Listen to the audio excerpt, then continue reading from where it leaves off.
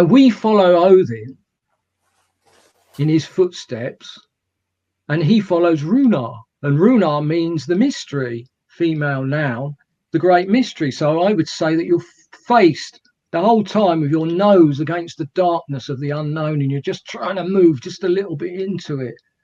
This is why anything's interesting, because it's knowledge. It's all about knowledge.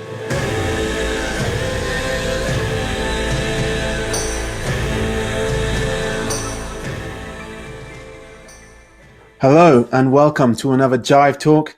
This is Survive the Jive, and today I'm joined by a very special guest, a well-known figure in the modern history of Germanic heathenism.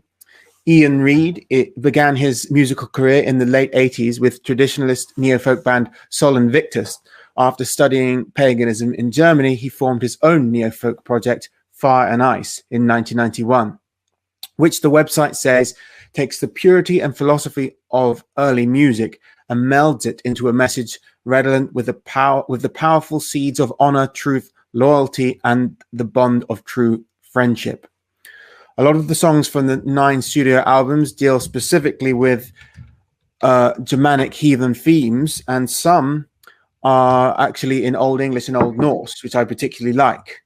In 1996, Ian was named as Rune-Master within the Rune-Gild, an initiatory school devoted to the esoteric and exoteric study of the Germanic runes, which was founded by Edred Thorsen in the 80s. Ian later became the Drihten who guides the UK activities of the predominantly US-based organization. So today we'll learn all about his work and his beliefs and practices. Welcome to Jive Talk, Ian. Thanks for having me. I think there'll be an interesting mix of audience, some people who are very familiar with you and some who aren't. So it has to be a little bit of an introduction to your beliefs. And I think it's quite interesting to start by asking, how does your work as a musician relate to your spiritual beliefs?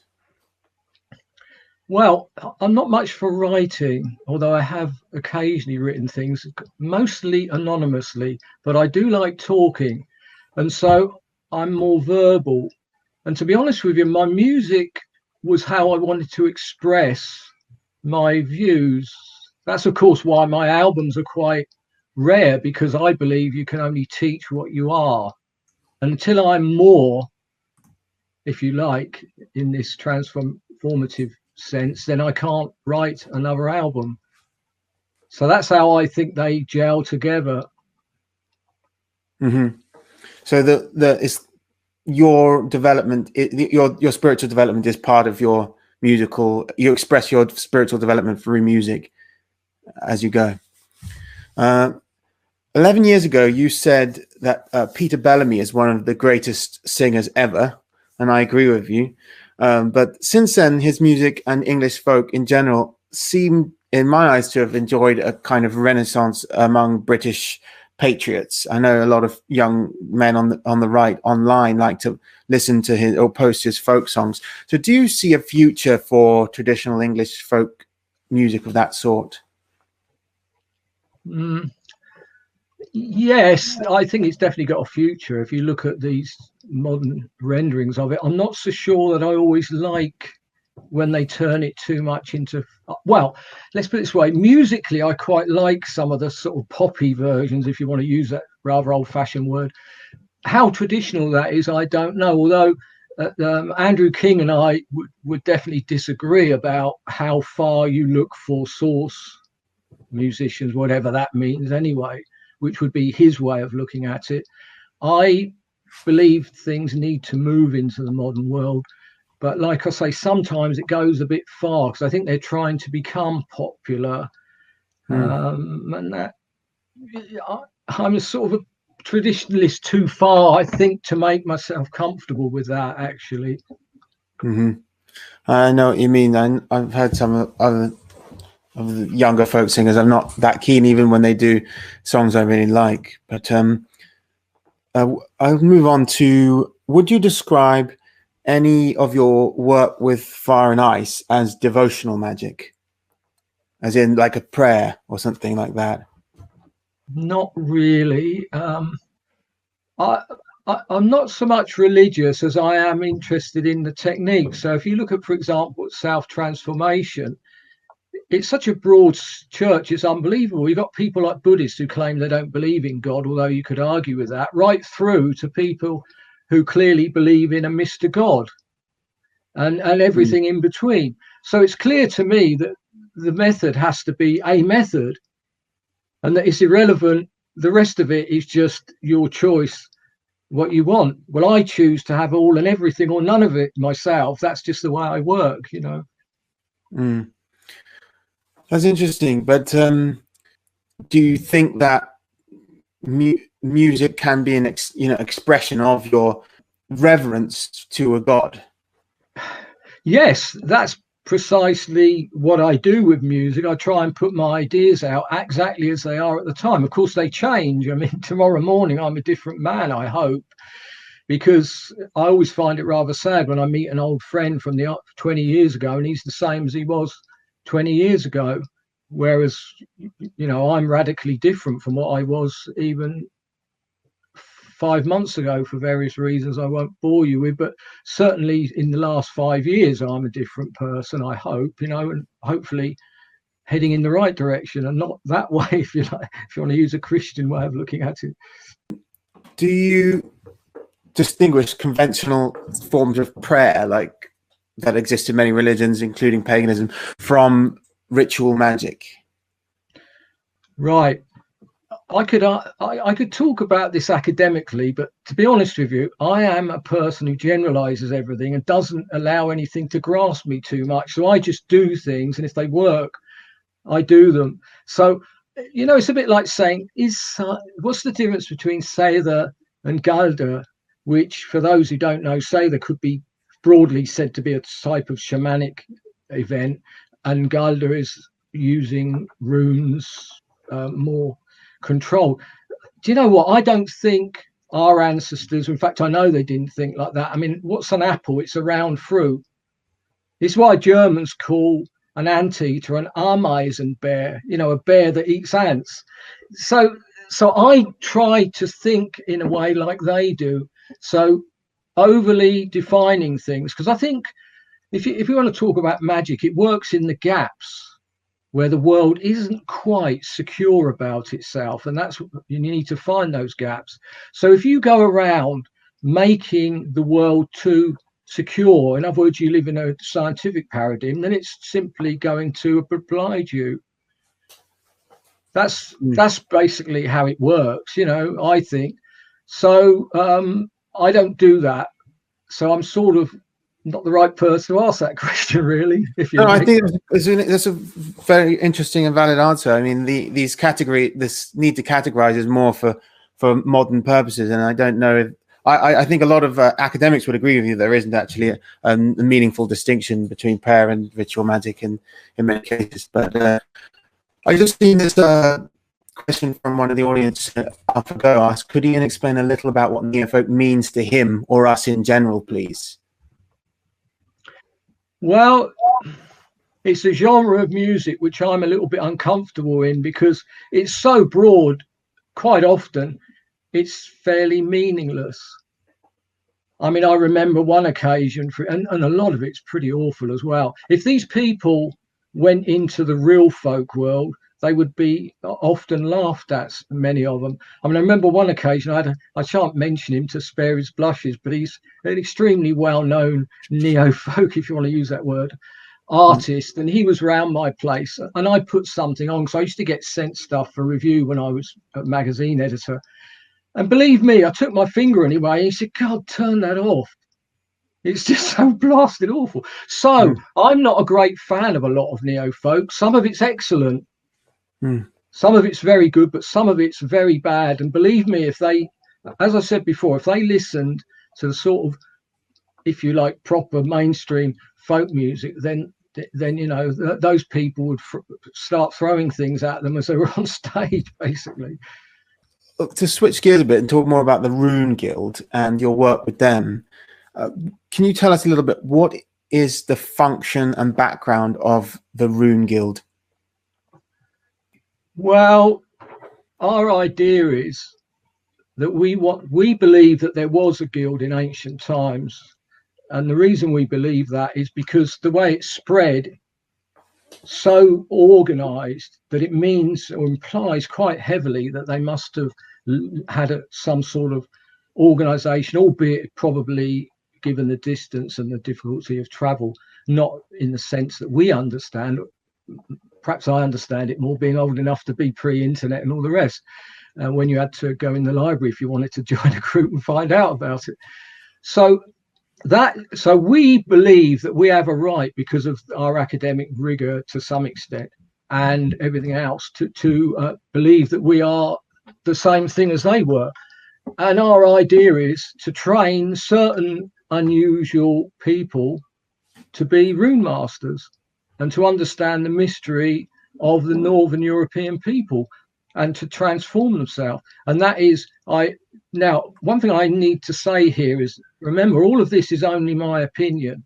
One thing we do not do is impose our opinion on people. So most of our masters might be broadly in agreement, but they would differ quite a bit.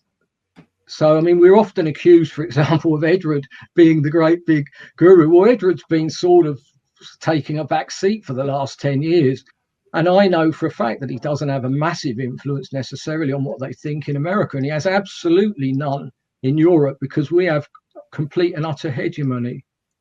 Mm-hmm. So we're not that sort of an organization. We're interested in individuals, and individuals produce. So someone might come along one day and produce a whole load of tattoos as his masterwork. You know, we take something. What we're interested in is a transformation. But the trouble with occult groups is they say, right, you know, I've got this girlfriend and I want her to be the next degree up, so I'm going to make her up. There's nothing behind it, but who cares? We make the choice. Well, we don't do that. We say, when you do a work, it has to hit the table with a thump. I know a tattoo would be, well, if it was on your arm, I suppose. But, you know, you could take that, if you like, with a certain pinch of salt. So we say you have to do a fellowship work to be a fellow, and it has to be accepted. So it's a bit like a university, and a masterwork has to be a step above that and has to be accepted by the mastery to be the same. So like in a guild. And I would say that's relatively unusual. And seeing as at one time I knew everything about every occult group that ever existed. I mean, if some magician farted in Malaysia, I'd get a phone call half an hour later when I was the editor of the 2 magazines I did, and someone would tell me. So I can speak authoritatively about that. They have no standards. You know, everyone's a high priest. Well, guess what? The vicar on the end of your road has got a degree in divinities and may have learned Anglo-Saxon or Old Norse. I mean, my friend who's a vicar, I used to go and we practiced music together, folk music. We would talk in German together. He knew French, which I don't very well, but he was writing books. So see what I mean? There has to be some standard. So I would say our function is to help people transform, but we don't impose. They get the 9 doors, which Edward wrote, but it's very loose. Basically, they are taking the ideas in it and making them their own, which is most important. Because I can't speak for all masters, but I think you'd have a lot of agreement here, is what we're interested in is people being individuals, which of course makes it difficult running a group, because, you know, a group of people like that together, as a great friend of mine said, is like trying to herd cats.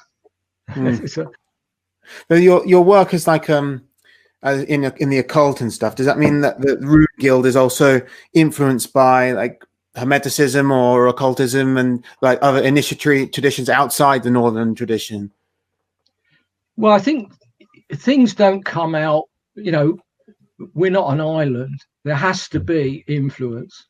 Nigel Pennick speaks most intelligently about how the fact that if you looked at British occult before, I'm not comfortable with that word, but never mind, then you will see that you can't even take Christianity out of it because of the influence of that over a long period. Now, okay, we try to look behind that because, you know, quite honestly, runes were still in use when Christianity was losing its hold on people. So it's a continuous tradition, if you like, in some places. But I come back to what I said about the occult. I'm uncomfortable with them. I mean, Edward says that we're in opposition to them. Perhaps that's taking it a bit further than I would. But we believe that you must start with the known. So you start with an academic look at it insofar as you can. You pile up on the table everything we know about this, which is why, Edward and James Chisholm produced the Sather workbook. In there is everything that was ever written ever in any language about Sather. So if anyone said Sather is this, you could say, okay, show me the source that's in here, because this is everything. Now, since there have been a few finds, but I mean, it's no doubt it will be updated at some point. But that's our approach, and from there you move into the unknown. What most occult groups is, they start with the unknown and they move further into it, into cloud cuckoo land. And that's something I'm not comfortable with. Now, I'm not, okay, I went to university and studied Old Norse, Norwegian, runology. So I have some academic background. A lot of people in the guild have more than I do. But whilst I don't think that's the only answer, but it is important for the reasons I said. You don't want to be in cloud cuckoo land. You want to at least have some. No, we don't know enough. We don't have the philosophy, because the Christians, who didn't have one either, they nicked it from the Greeks and Romans, but that's another story. They came along before this had developed. So what we're trying to do, if you like, is to develop that, because we're not living, people who lived in the 10th century didn't want to live in the 5th century. So we're not trying to live in the 10th either. We're trying to say, otherwise I wouldn't agree to go on this sort of, electronic medium. So that would be foolish. That would be definitely foolish. But that's really our aim, is to try and do a credible, to use the ancient wisdom and truth of our ancestors in the modern world. And of course, we don't get everything right. Sometimes it's a bit of a bootstrap job, for sure. And we're still learning. But, I don't, believe me, I do not claim to be perfect. That's absolutely a fact. But you just do your best, I think. It's too much. Is the Rune-Gild, are you looking to expand in future and get more initiates? Or is it meant to be more closed off and exclusive? Well, we're not closed off. It's just difficult because people do not like doing the work. So anyone can join as an associate. And one of the problems we get, and you hear people talking, bad-mouthing us, if you like, and they say, I've spoken to some members. They've never spoken to me. And they've never spoken to any other master or any other fellow or even any other learner. They've spoken to associates who are not members. So that's another thing that's interesting.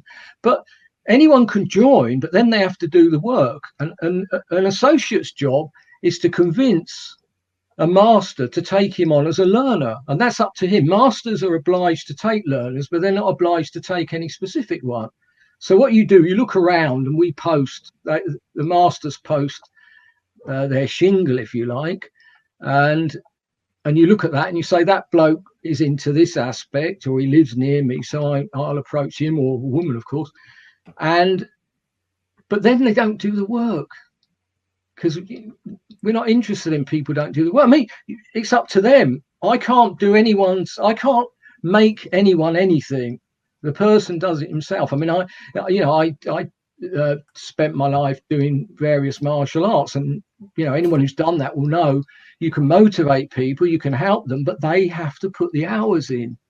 It's as simple as that. And you quickly find out, to be honest with you, in all the years I've done this, I can normally tell immediately, straight away. I'm rarely wrong. And so that's how it works. But of course, if more people come along, we'd be happy to have them. There's no limit to the limit of how big you are is human nature. The ancient Rune-Masters were not interested in large numbers. It wasn't like when they put a rune stone up, it wasn't like a newspaper. They knew that only 1% of people could read it, but they were interested in quality, because when that special person read it, he enchanted it and brought it alive. This is my view on it, and probably the view of other people. And that's what I think is important. I've heard that you've been into paganism since you were a teenager, but when did you first see the runes, and what effect did it have? Were you immediately moved as soon as you saw these symbols? The story is actually quite amusing. I was working in I was an apprentice, and the people I were with, they were in an English Civil War reenactment group, and so I went along for fun. And they used to use the Hobbit runes to talk to each other, so that the Roundheads and other people didn't know what they were on about. And they also used to, because they were anarchist types, really. They used to. This is why we got expelled in the end from the English Civil War Society, but I won't go into that. But effectively, they used to worship Odin and stuff like that. Now, of course, for them it was a big joke, but immediately, because I can't either do something or I don't do it, I looked into it and I thought, wait a minute, this is a serious deal going on here, and the runes are a serious matter. So I quickly got Eliot's book, Runes and Introduction, which was about the only book you could get at the time. I'm afraid I go back to the Stone Age, and that was it. 17 years old, I'd already sworn my oath to Odin in their humorous way, but it didn't matter to me, because in my heart that was a real genuine oath. And of course, you know, Odin is the one, if you like, of other religions. He's the All-Father, so I don't have a problem with that, really, you know. I also have seen two people at least ask to please tell us what the flag is that's behind you. Oh, well, that's the symbol of the Rune-Gild, the three horns. I mean, the number 3 is very important to our ancestors for any number of reasons. I mean, I could bore you for hours about it, but one considers past, present, and future.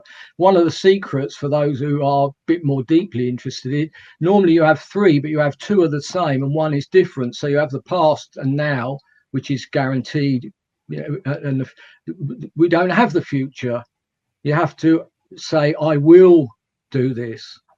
And so you have the past, you have now, but now is turning into something that will come based on what happened in the past. So you see that, of course, this is why the Christians had to have a Trinity. Come on, it doesn't make any sense. Anyone who can, I mean, the way our ancestors looked at it, the Goths, Wolfhills, the Bible, and that, they, and of course the early Celtic church, that makes a little bit more sense. But really, it's just a lot of nonsense, because A, they had to bring a goddess in the Virgin Mary, and B, they had to bring the number 3 in, because it was just so important. And you know, I mean, come on, if you say to our ancestors, we got this bloke, and he's hanging on a cross, and he dies and he comes back to life, they'd say, big deal. That's why we put stones on people and runes and that, because they come back to life and they cause trouble in the town. So they had to think of other ways. So they invented saints with swords. You can't get a king to believe in a god who's meek and all the rest of it. So they had to have Saint Michael, and you know, the whole, you could go on forever about this, really, you know. But I believe the 3-horned motif that you use for the Rune-Gild comes from the Danish stone, the Snoldolef stone, isn't it? I think so. But, yeah, me too. Yeah, it's really cool. You can see it in the museum, the National Museum in Copenhagen, if anyone listening is near there. But you could also say there's a tip in the direction of the 3 vessels when Odin stole the mead from the giantess, and you know, led to us being able to write poetry according to the myths, you know.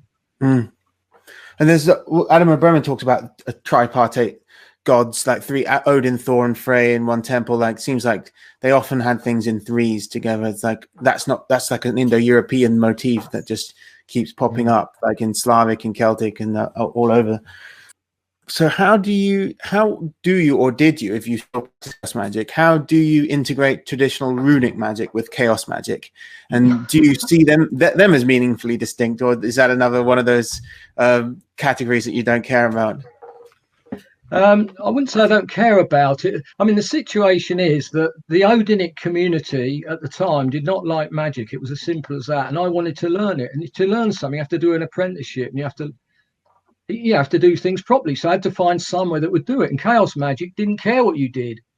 So I entered into the world of that and just did Germanic stuff. It was as simple as that. Of course, I joined in with other people. That's the price you have to pay. But I did my apprenticeship amongst those people. And just by chance, I have to say that I'm trying to be humble now in my new in my new hat, if you like. Just by chance, I become the big banana in it, whatever that means. I mean, to be honest with you, if you're running something, you're just the biggest servant. You know, you're the one who does all the hard graft. So I wouldn't recommend it. I remember, for example, when people kept giving me a hard time because they wanted to be second degrees in the Illuminates of Thanatos. I just said to them, look, here's the deal. I've got so much work piled up I want people to do. I'm crying out for you to do that. And of course, that stopped a flood of people stepping forward because they didn't want to do the work. That's human nature again, you know. So that's how I relate to it. It was just simply a fact that I needed to learn, do my apprenticeship. And of course, I learned everything you could ever imagine. Hundreds and hundreds and hundreds of meetings all around the world, in beautiful castles, in extinct volcanoes, on Ilkley Moor, you name it.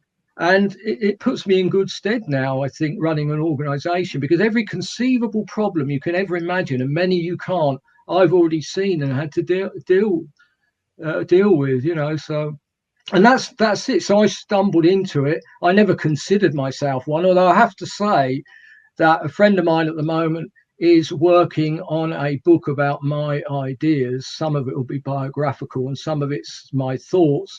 And he's made me realize many things about myself that I didn't think. And he says, you do approach things in this fashion. So it has, I mean, like I said, we're not an island. Everything has an influence upon you in your life, you know, and I guess it had an influence on me. I mean, I'm retired now, have been for many years. I was 9 years just by coincidence as the boss, if you like, in the UK section, and I made sure that I found a successor who did a wonderful job, and I become an elder, which means I'm still a member. After all, you take your oath, you should oblige it, you know, you should keep it, I think. But I haven't been to a meeting since Pontius was a pilot, as my granddad would have said. In the guild I do, but not in the not in chaos. I mean, I still have friends in it, and I still have some idea of what's going on because, of course, you know, I am a member. So and I'm sure they'd be more than happy if I wish to go back. But and I'm not. Maybe I will attend something one day. If they asked me to speak, I certainly would. Why not? You know. You said earlier about your interest in self-transformation. And sounds like from this biography, you're still learning new things about yourself in this process. And that this process, you've told me previously, is centered on action rather than research. So to what end is this process intended? And have you changed as a person significantly? You say you have changed even in the last 5 years, but can you talk about how you've changed on this journey since you first became a pagan at the age of 17? Well, I mean, some of this, of course, is obvious because when you get older, this happens anyway. But I've certainly become more mild. I mean, there's no question about it. I was as crazy as, you know, a barrel full of frogs when I was young. And you know, there was nothing that I wouldn't have done. And there's not many things. I mean, I don't regret anything I've done. And I don't regret many things I haven't done, because pretty well anything I have done it. You know, I mean, even now at my age, remember, I grew up in an age when, you know, my master, when I was an apprentice, would say, what's the value of that resistor? Yeah, what's the value? And if you didn't know, he'd smack you around the head. So different days. I'm not recommending them, but, you know, we were hard back then. It's a simple fact. And we learned, you know, I learned my trade extremely well. And when I see workmen now, it just turns my stomach, because I just have no, I still see him over my shoulder. If I'm soldering a lead, I mean, recently I had to, in my house, I got the telephone cables and they just crimped. So I just take them off and solder them on so you get a proper connection. But I do it with a great deal of pride and skill, and I apply this to everything in my life. And I think that's very important. Of course, I'm doing what I always do, according to the man who's writing the book about me. I meander all over the place, and I sometimes don't even answer the question. Self-transformation. Well, it is very difficult, but I think if you know someone, you see it happening. But how would I define it? I mean, its ultimate aim, of course, is what we do, which is to look, we follow Odin in his footsteps, and he follows Runar. And Runar means the mystery, female noun, the great mystery. So I would say that you're faced the whole time with your nose against the darkness of the unknown, and you're just trying to move just a little bit into it. This is why anything's interesting, because it's knowledge. It's all about knowledge. That's as I said in one of my songs, the journey has no end, for such was never meant, because you cannot. I mean, let's face it, you could study, for example, the sex habits of a bumblebee for 50 years and still not know everything about it, just for a sort of bizarre example. So imagine, and that's another thing, the old joke that my father used to say to me, and I realise now the truth of it. He used to say, when I was a young man, he used to say, I wish I was 18 when I knew everything. You see, when you get to my age, you realise you literally don't know anything, because the more you learn, the more you dig down in, and it just, what you don't know gets wider and wider and wider, and it's frightening. So self-transformation is very difficult to define, but you do definitely see it in people. I mean, it's, I know some people don't like this, but I think of it as being, if you like, an elite thing.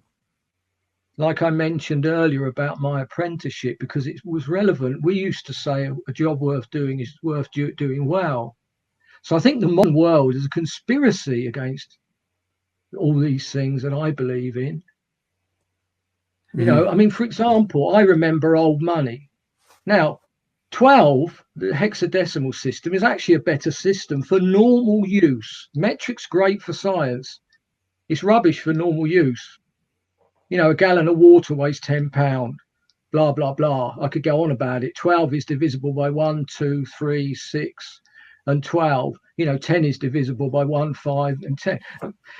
It's just, but it makes you think, because it's slightly more awkward. And anything I think that encourages people to think is a good thing, because one of the things that I see is thinking is about, people talk about common knowledge. There's no less common thing in the universe than common knowledge, than common sense.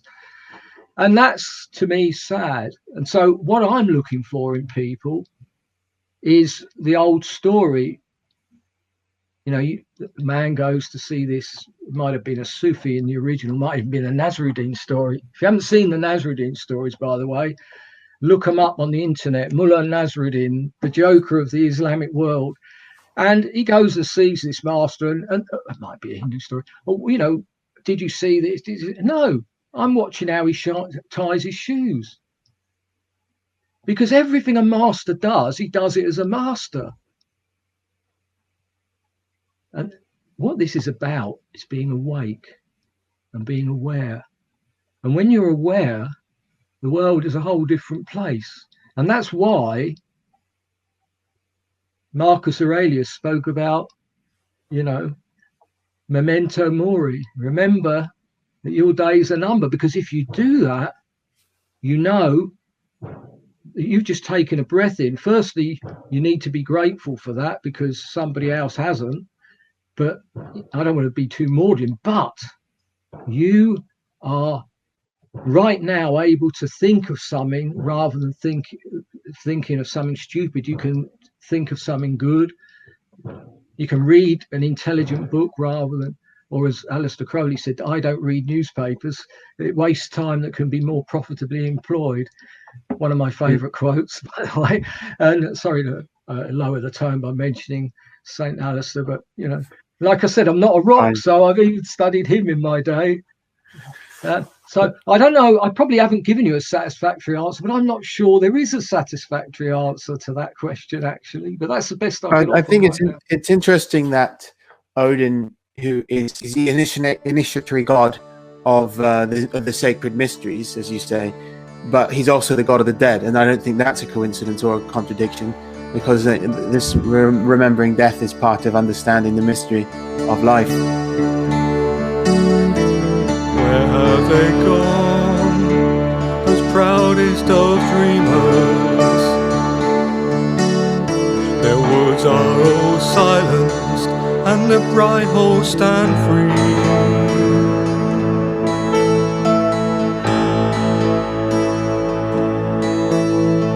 Children sturdy and flaxen, you whisper bold and free, as the land they were Saxon.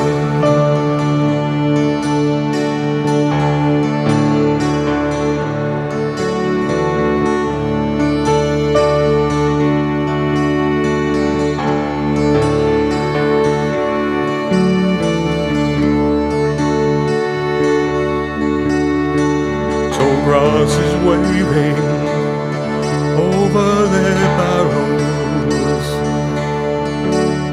their pastures unmown, and the meadows ghostly.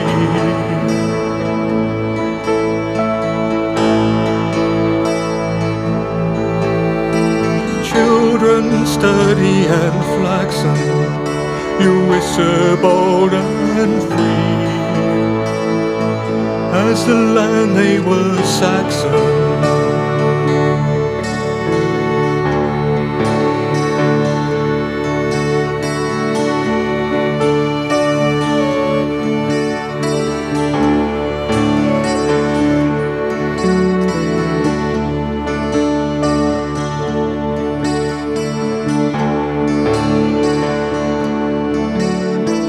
Shadows are whispering songs from the twilight,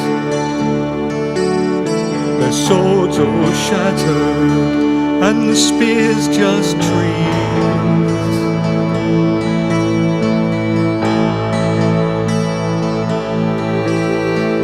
Children sturdy and flaxen, you whisper bold and free,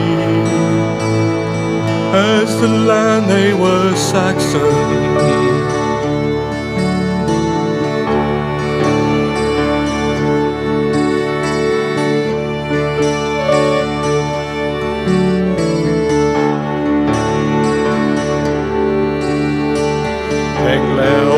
Axer opbekommen over Bradbrinn, Brittene sochtan, Melanka wiksmidas, Behelas overkommen, Eolas erwater, Ead bejetan.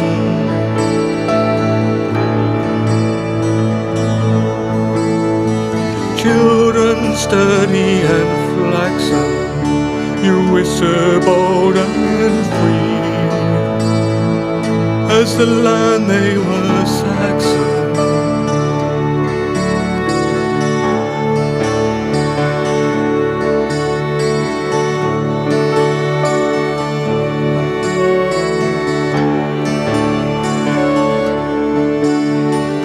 Where have they gone, those proudest of dreamers? Their woods are all silenced, and the bright holes stand free.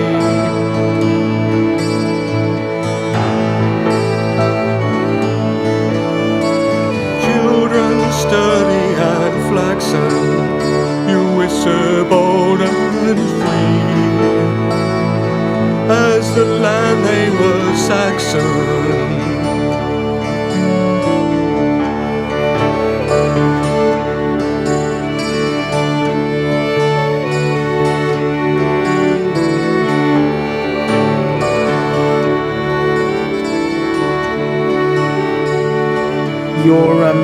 You used to be very influenced by traditionalist themes. You're still a traditionalist, is that correct? Yes, but I think there was always a big but there, because I'm a great believer in paradoxes as well. Because I mean, all right, yes, I was the last person anyone ever knew who got a smartphone, but due to certain circumstances, I How long did actually you hold up for? I didn't get my first one till 2013, but I thought I was doing quite well. Right, I've had mine for a few months, and Oh, you win. but it came up. Effectively, I inherited it, and then but I know how to use it now, and I find it very useful because I've changed my life recently for various reasons, and so I remember, people often see me as a bit of a stick in the mud, but I remember when I took over as the editor of Chaos International magazine, I had to buy a computer, which I didn't have or know anything about. I had to learn how to use computers, learn how to do DTP, and I was one of the first people who had an internet connection. So I'm not against it. I'm just what Castaneda would call stalking it, which means that you need to be a master of it rather than letting it master you. And that, I think, and that's why I don't let these things master me. They, I don't obey them. They do what I want them to do, sort of thing. I wanted to know, as a traditionalist, like person who's interested in traditionalist authors and those perspectives of people like Julius Evola, what do you make of the events of recent years? The recent events of even the past year, which has been a very peculiar year, of the recent times with people becoming especially integrated with technology, distracted by events that aren't really directly related to their lives, this kind of thing, the changes that are happening to the Western world. I think it's very worrying. I mean, one thing's for sure, when we come out of this present panic, the world will not be the same again. And I'm afraid I'm cynical enough to suspect that it will be worse, because one thing's for sure, and I know that nostalgia, one has to be aware of that, but the world is certainly worse than it was when I was young. I mean, silly examples. I mean, I was a hooligan like you wouldn't believe when I was a young man, but I never carried a knife around. It never occurred to me. And two people didn't jump on one person. I'm not saying it never happened, but it didn't happen to people like me because it was considered wrong. And we never, ever, ever dropped litter because this was our country and we lived in it. And we don't want, animals don't do that. And I didn't see why I should do it. So the world has got worse. And I fear that is the deal. The first thing they want you to do is to carry something around. Then they want you to wear it, and then they want to have it in you. And then, are you a human anymore? And you could see this happening. They are going. One thing's for sure, I would be most unhappy, and I'm sure I'm going to be in the mole country before it does go that far. But I do not want the idea of actually having anything implanted in me. I mean, obviously, if you had heart problems, you've got to use a bit of common sense, or you make a choice. I'm not saying you shouldn't make that choice, but the idea of some of these neuromancers ideas leave me rather cold, I'm afraid. Now everyone's buying everything online, becoming much more dependent on technology as a result of these lockdowns that are happening. But yes, I thought that was certainly, as a traditionalist, maybe a sign of decline of some kind. One positive thing about the internet, and think that it's helped me to make to be able to spread information, knowledge about paganism, about the northern tradition, about the history of northern peoples and Indo-Europeans and Indo-European cultures. That's all happened because of the internet and because of the websites that have allowed me to spread it, the social media websites that and I've seen a massive, over the last 10 years, growth in interest in these subjects. And I think that's great. And a lot more people now are heathen or Odinist than were 10 years ago. The 2011 census showed a slight growth, but I think that the next census will show a lot more. But as you're someone who's been into Germanic and Indo-European paganism for much longer than most, much longer than me, and so I want to know how you feel about all the developments regarding both like the pop culture of Vikings on the History Channel and all like Marvel, Thor movies and stuff, making Nordic mythology interesting to people, and how that might have changed it. But also the kind of scientific developments that are like kind of reinforcing things that you and other people have always thought, which is that the Indo-Europeans and the Anglo-Saxons, the invasions happened in, like, the DNA is now showing the Anglo-Saxon invasion did happen, the Indo-European like spread and invasions did happen, and that they weren't just it wasn't just cultures moving without people, it was peoples moving. So these developments quite revolutionary within the fields that you're interested in. So I just wanted to hear your perspective. Well, I'm certainly glad that more people know about it. Of course, I'm uncomfortable with I was always uncomfortable as a young man with the Marvel depiction of Thor. I'm glad that it's spread around. I mean, the more people that know, the more quality you get. But of course, you also have to live with the fact that most people, you know, they're just going to leave it at a low level. But I mean, this is why I'm glad that you do that, Tom, because it's people who put out quality material need to use the latest methods. You know, we mustn't be against technology for sure. And like you said, it also enables you, if you're discerning, and this is a big problem because you do have to use a certain amount of discernment, particularly with the internet. But if you are, and you learn a little bit yourself, and you look at papers rather than necessarily books are good, but the papers are the latest information because they'll go in a paper and they'll put them in a book later. So I always do that. And when you do this, you will be able to discern properly what's good. And then the stuff you can learn. I mean, when I was a kid, like I say, R.W.V. Elliott's book, Runes and Introduction, was it. Simple as that. So you had to learn. I mean, even to this day, which is going to shock some, well, probably depends how far, where they live. But I was told, and I believe this, by Professor Michael Barnes, when I studied runology at University College of London, that only about 20% of anything written on runes is actually in English. Now, that will get more and more and more now because most of the people are writing in English, but most of the seminal works are not. And what I found on this course was that I had to read a Scandinavian language, which I didn't know. Of course, I immediately started learning it, but luckily I looked around and found German sources which covered the same material, and my German's perfectly fluent, so that was good.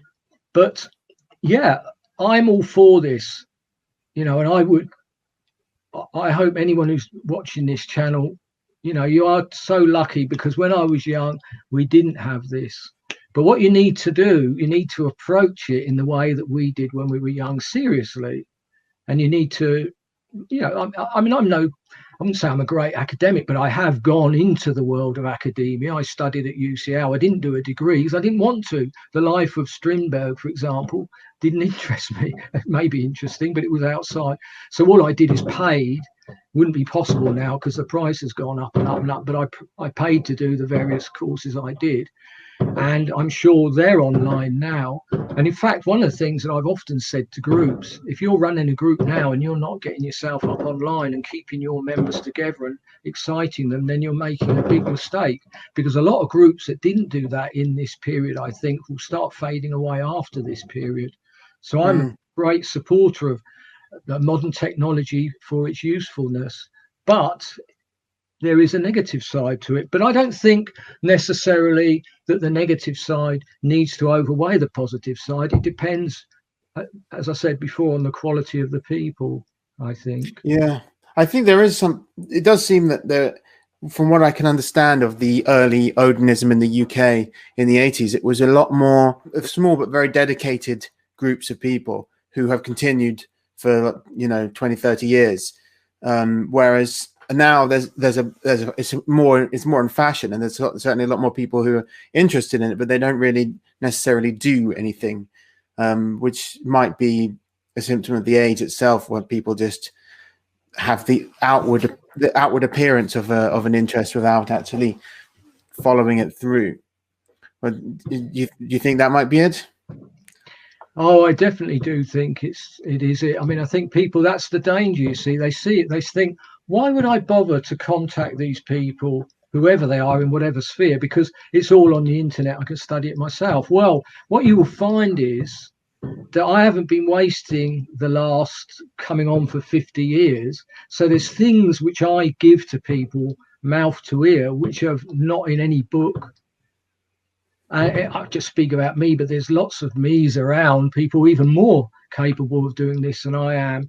And so that's what you get, is you get information that no one's going to put on the internet, because sometimes obvious reasons. I mean, you know, It's got to be esoteric. It's got to be, it can't be out in public then. Well, precisely. There are things for sure that have to be go from mouth to ear. There's no question about this. And, you know, at the various levels, for example, in the Rune-Gild, there are some secrets, and they are conveyed in that fashion, and you don't write them down and you try to remember them. And they are things that are not recorded anywhere. But as soon as you hear them, it will resonate in you. And you know, the greatest truths, the ones when you hear them, you think, oh my God, of course. Sometimes you think, I already knew that. That's the joke, you see. I often think of all the Uncle Remus's stories and all those sort of things I learnt as a kid. You know, Brer Rabbit, don't, you know, saying to Brer Fox, don't throw me into the briar patch. And the fox thinks, well, you know, that's a horrible place, I'm going to throw him in there. Of course, the rabbit loves it. He's tricked him because that's where he lives. Well, silly little story like that. You think about that. That tells you a great deal of things about all sorts. You know, how you can, that you must not just stick with your worldview. I mean, I'm a therapist, one of the things I do, NLP, and you have to take someone's reality. So someone comes to you and says, I'm frightened of a mouse, and he's like a very large man, if you like, that looks like a seriously dangerous boxer. And, you know, you might think that's ridiculous. Look at the size of a mouse, but he knows that. How's that helping? So you have to take that as real. He is frightened of that. And in his world, that is real. And you deal with it from that perspective. Plus, we know that beliefs are very low down on how you change people. You change them by other methods. But I won't go too much into this. But for example, you know, that's something I think is important. All these old things. And I hope, I really do, that children still learn these old stories, you know, the tortoise and the hare. Aesop's fables. All those, you know, even like I mentioned earlier, the Nasruddin stories, do not fail to remember to look up Mullah Nasruddin afterwards, because the stories are being told to this very day, and they are quite funny, actually. I suppose they're a bit like the Till Eulenspiegel stories from northern Germany, although there aren't so many of them. I did translate a few and put them in Rune magazine. Actually, they were translated from Middle High German. Are those folk stories or some kind of old folk tales, medieval folk tales or something? Yeah, Till Eulenspiegel was like a jester, if you like, and around the times of the 30 Years' War, which was a sort of unpleasant war. And he went around Germany largely making jokes that the priests didn't like very much. You know, so... This is the strange thing about the Christian religion. When you look at it, you see that people didn't like it. They were forced to like it. I mean, folk songs, and also when you study folk music, you know, the Bitter Withy, for a perfect example, you know, Jesus as a young lad, he goes down he goes, and he sees these lads and they're messing around, and he wants to join in with them, but they don't like him. So they're rude to him. So he walks into the water and they follow him and drown. And he goes back and his mother beats him. Bitter Withy is like a bunch of sticks. She beats him for being a naughty boy. Well, you think, if the church knew that this was how they viewed this, they had no idea of orthodoxy and didn't care really. And you can tell this over and over again. And they weren't frightened of the devil. The devil was someone you tricked. They were frightened of death, the Grim Reaper, and so on and so forth. And that's another thing I think very important. The bits that aren't recorded, because, you know, we're talking the people who recorded it, of course, they went into the village and they said, oh, you haven't got your violin tuned properly, and they tuned it up, and, you know, and he tuned it to some sort of key that worked best with his singing or whatever. And, you know, quite honestly, those songs are absolutely full of extraordinary material. And Bob Stewart is one of the few people who has written about this, but sadly not often enough. There's a kind of cheekiness to that you see in some folk stories and folk music, where it's sort of a little bit disrespectful towards the clergy and stuff, and that kind of persists for a long time. And there must be some enduring sentiment behind it. Is there some kind of firework display going on in your garden? Yeah, so I was going to mention about that. At the moment, it's Bundy Chaw, which I suppose most people more commonly known as Diwali. And of course, they are letting rockets off and bangers. And so I've got the window shut and it's double glazed. But believe me, it's very, if I went out there, it'll burst my eardrums, I think, you know. So, I forgot it was Diwali. You said that you might have some music an album coming up, or maybe several albums coming up, or you weren't sure about that. Well, nothing happens very fast, I'm afraid, with me.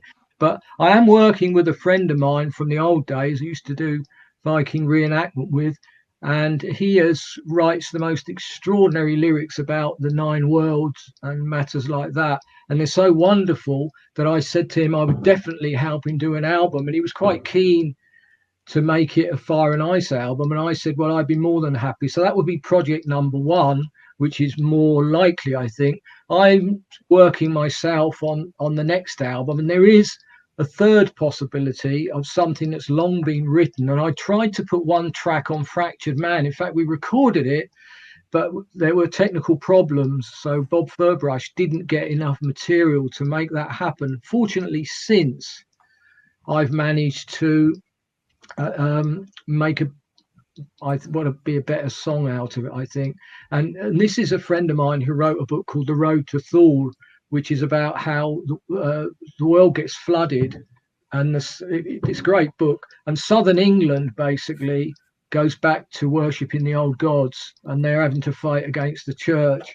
And there's several songs in this book, 1 or 2 traditional and some he's written. So I do hope one day to help him to make an album out of that.